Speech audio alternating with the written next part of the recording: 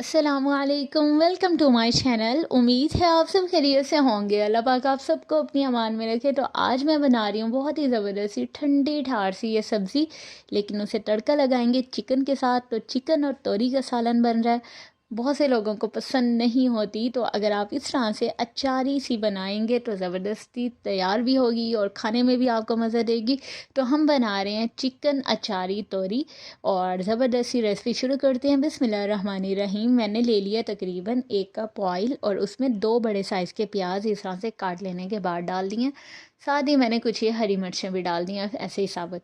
अब इन्हें कर लेना है फ्राई बहुत अच्छा सा। अच्छा, तोरी में कुछ लोग बाद में प्याज डालते हैं जो कि बिल्कुल ऐसे ज़िंदा सलामत सालन में मौजूद होते हैं, वो अच्छे नहीं लगते, इसलिए मैंने पहले प्याज को थोड़ा सा सॉटे कर लिया है। अब उसके बाद मैंने इसमें तकरीबन 750 ग्राम मेरे पास ये चिकन था, वो ले लिया, वो डाल दिया। प्याज के साथ साथ चिकन भी ज़बरदस्त सा फ्राई होता रहेगा। चलें, अब डालते हैं जी इसमें लहसुन और अदरक। मैंने तकरीबन 1 टेबलस्पून लहसुन और अदरक दोनों चीज़ों को पीस लेने के बाद इसमें डाल दिया। लहसुन अदरक डालने से सालन का टेस्ट बहुत अच्छा होता है और गोश्त चिकन इनकी मखसूस सी स्मेल भी ख़त्म हो जाती है।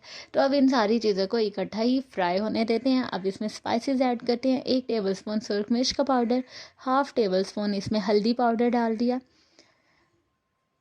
1/2 टीस्पून इसमें ये मैंने कलौंजी डाली है, 1/2 टीस्पून ही मैंने इसमें अजवाइन डाली है, और उसके बाद मैंने इसमें नमक डाल दिया।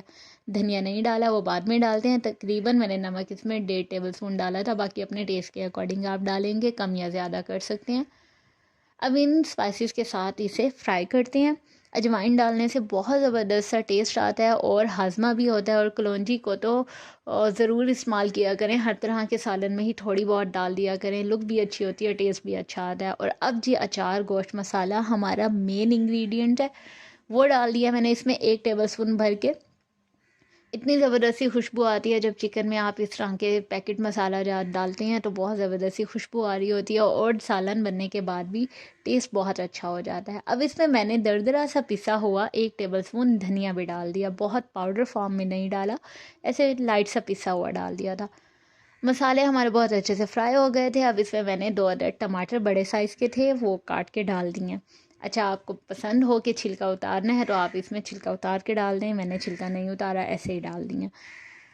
मसाले और चिकन बहुत अच्छा सा फ्राई हो गए थे और अब इसमें मैंने तोरी डाल दी है। तकरीबन 1 किलो तोरी ली थी, छिलके वगैरह उतरने के बाद वो तकरीबन ऐसे ही आधा किलो से थोड़ी सी ज़्यादा ही रह गई थी, तो मैंने इतनी ही तोरी ली है।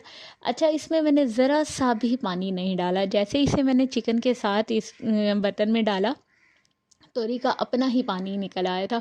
उसी पानी में मैंने दम दे दिया था इसे, तकरीबन 15 से 20 मिनट लाइट फ्लेम पे इसे दम दे दिया था। आप देख सकते हैं कितनी ज़बरदस्ती ये तोरी मैश हो चुकी है, बिल्कुल मलीदा टाइप बन गई है, बहुत ज़िंदा सलामत भी नहीं नज़र आ रही।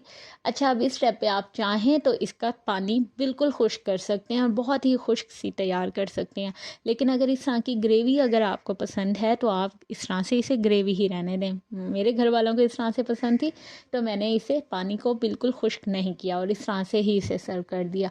उम्मीद है रेसिपी पसंद आई होगी। वीडियो कैसी लगी अपना फीडबैक ज़रूर दीजिएगा। अपना ख्याल रखिएगा, दुआओं में याद रखिएगा। Thank you so much. अल्लाह हाफिज़।